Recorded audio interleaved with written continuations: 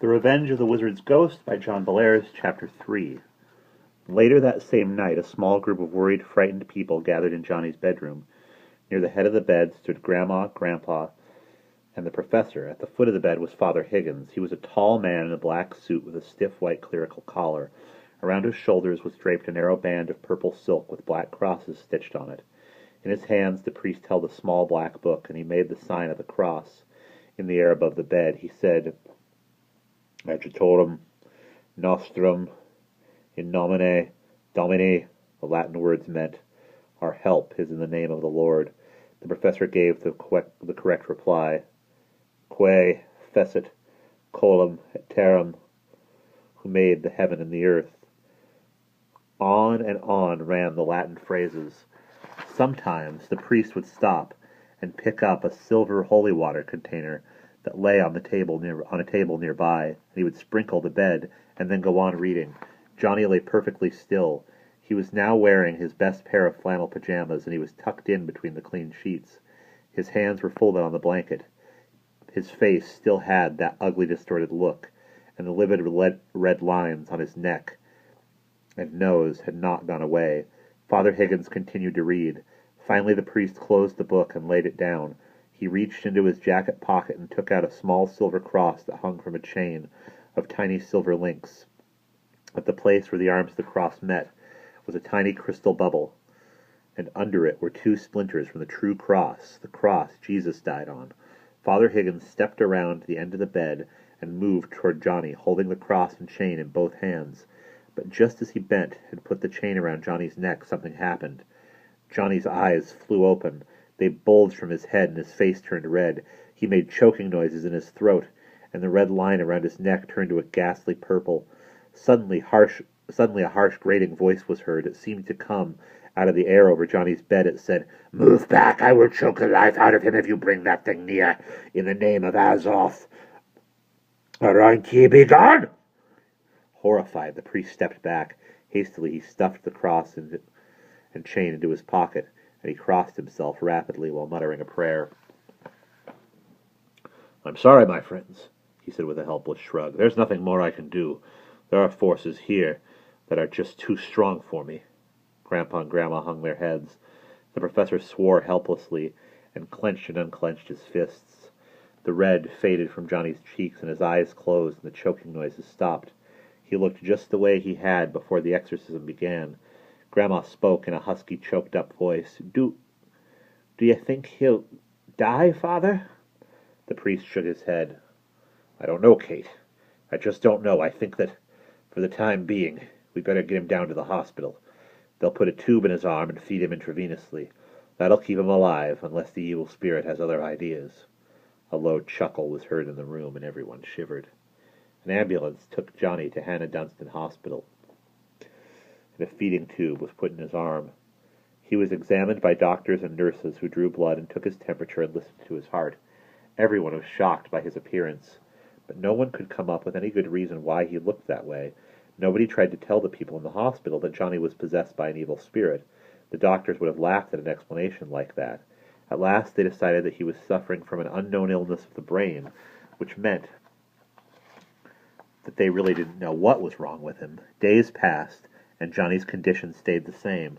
The professor came to the hospital to visit, and so did Grandma and Grandpa and Fergie and Father Higgins. Much of the time the professor felt helpless, and he hated to feel that way. He took several trips up to Durham, New Hampshire, to visit Professor Charles Coote, an old friend of his. Professor Coote was an expert in magic, and he had read many books on demons and ghosts. Professor Childermass hoped that he would get some sort of help from his old friend. At least, he would feel as if he were trying. One night, about a week after Johnny had been taken to the hospital, Professor Childermass was driving back from Durham. He had had another long conversation with his old pal, and they had come up with some ideas that Professor Coote thought might be helpful in their battle against the evil spirit that had taken possession of Johnny's body. Professor Childermass had his doubts. He was becoming very depressed about the whole business. And as he sped along Route 125, his mind was full of gloomy and hate-filled thoughts. By the time he reached Dunstan Heights, he was feeling extremely cranky, and he knew that if he went straight home, he would end up throwing dishes around and cursing at the top of his voice, so he decided to see how Johnny was getting along. Visiting hours at the hospital were over, and he could at least ask how the poor kid was doing. When Professor Childermass walked into the front lobby of the hospital, he knew immediately that something strange was going on. Nurses and interns were standing around in little groups, talking excitedly. A doctor was standing near the reception desk, and he was trying to answer some questions that a short man in a trench coat was firing at him.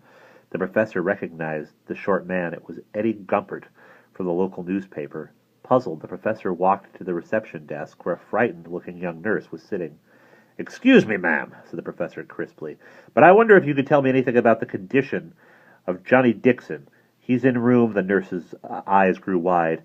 "Johnny Dixon?" she said in a voice that was almost a shriek. Oh my! Well, it's odd that you should mention him because, well, you see, these people, well, they're all talking about Johnny because...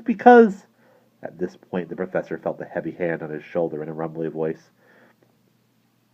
said, "Hi, Prof, how's it going?" It was Doc Schermerhorn, the Dixons' family physician. He was a fat, shambly man who used bad grammar and told lousy jokes. The professor did not like Doc Schermerhorn. In fact, he could hardly stand to be in the same room with him, but now, as he turned toward the man, the professor tried hard to act polite. Doc Schermerhorn had been taking care of Johnny, and he might possibly have some information. "Hello, Carl," said the professor with a forced smile. "Nice to see you. Look, can you tell me anything about Johnny? This place seems to be in a state of total chaos." Doc Schermerhorn grinned and winked knowingly. "Heck, Prof," he said cheerily. "You came along just at the right time. Johnny's all right." The professor's jaw dropped. "He's all right? You mean—" Doc Schermerhorn nodded. "He's fit as a fiddle. It happened all of a sudden, a couple hours ago. Nobody knows why he got better, but then nobody knows why he got sick either. It's weird." The professor was still stunned. 100 ideas came whirling into his head, but none of them made any sense. "Well, then, can I go up and see him?" he asked. Doc Schermerhorn shrugged. "Don't see why not. Come on, I'll take you up to him. And I want you to see something else, too. You see, Johnny, well, he kind of wrecked his room when he got better. They got him in another room now, but I want you to see the room he was in. There's something on the wall. Darndest thing! He must have done it, only they can't figure out how. Can't even find the crayon he did it with. I'll show you. See what you make of it." Doc Schermerhorn led the professor to an elevator. They went up to the second floor and walked down a whitewashed corridor. Outside one door, they halted, and Doc Schermerhorn knocked. No one answered, so the doctor pushed the door open and let the professor go in first. The room was certainly a mess. The bedside table had been tipped over, and a heap of broken glass lay on the floor. The curtains were pulled down, and there were long rips in a white cloth screen that stood near the bed. The pictures on the walls had been knocked crooked, and big holes had been punched in them. But one thing in the room drew the professor's attention immediately. On the white wall near the bed that Johnny had been in, huge words had been scrawled. The writing covered the whole wall and ended with a flourish that ran halfway across the ceiling. At first, the professor could not figure out what the enormous scraggly words said, but after a little staring, he understood. They said, "I give him back to you." And that's the end of Chapter 3.